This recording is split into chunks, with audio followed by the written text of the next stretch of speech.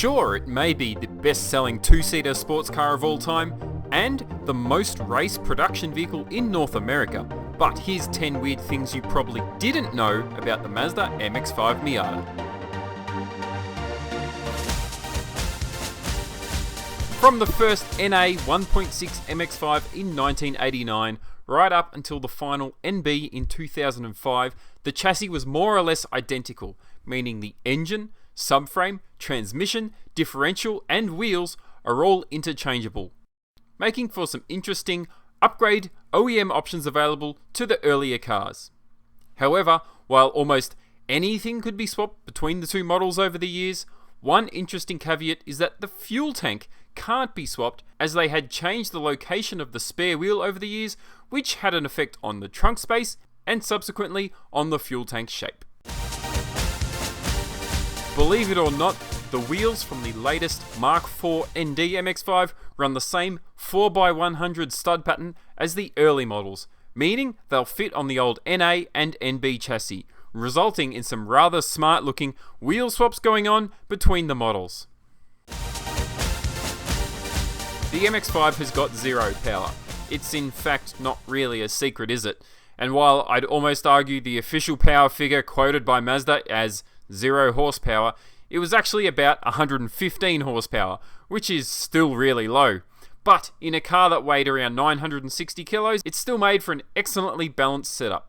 However, the highest output of all the MX-5 models was in fact the 2002 NB turbocharged SP, designed and released exclusively here in Australia, with 157 kilowatts and, more importantly, near 300 newton meters of torque. It offered comparatively impressive performance, but just 100 of these cars were built.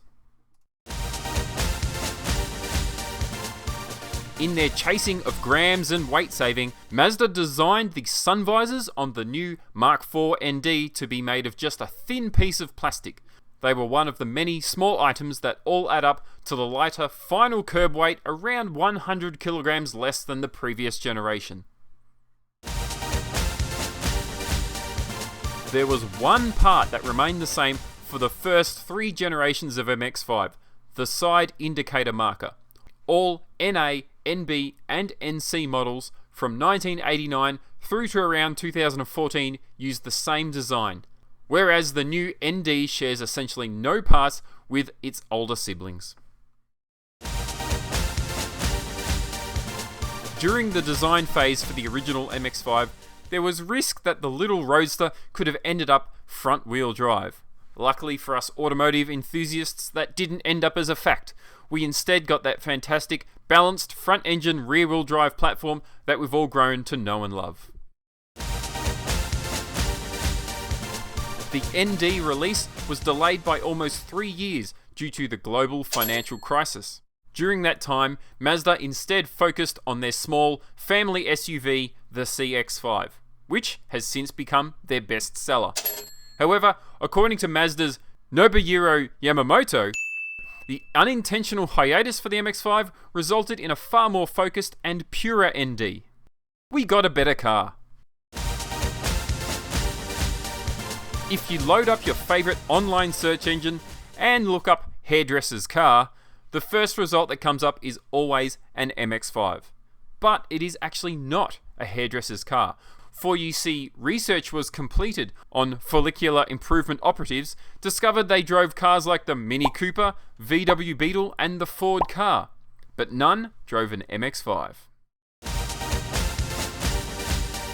Now you might be wondering, what has an Aston Martin DB7 got to do with an MX-5? Well, if you ever get the opportunity to see an Aston Martin DB7 in person, take a closer look at its door handles. And I don't mean the outside, I mean the interior door handles. The DB7 actually uses the same door handle as the NA MX-5. It can even be seen in some of the technical parts bulletins issued by Aston Martin themselves. So, next time your mate picks on you for driving a girl's car, you can inform them it's actually got a little piece of Aston Martin in it too. And lastly, while the NC is often slated as the least favourite of the family, did you know about the Jota MX5 GT? In 2014, Jota Sport, a performance tuning company in the UK, helped develop an MX-5 which was offered with upgrades to the engine, interior, suspension, and a slathering of carbon fibre. It was available exclusively from an improved Mazda dealer in the UK. However, only 2 units exist today, making this not only the rarest production MX-5 to date, but also one of the rarest cars in the world.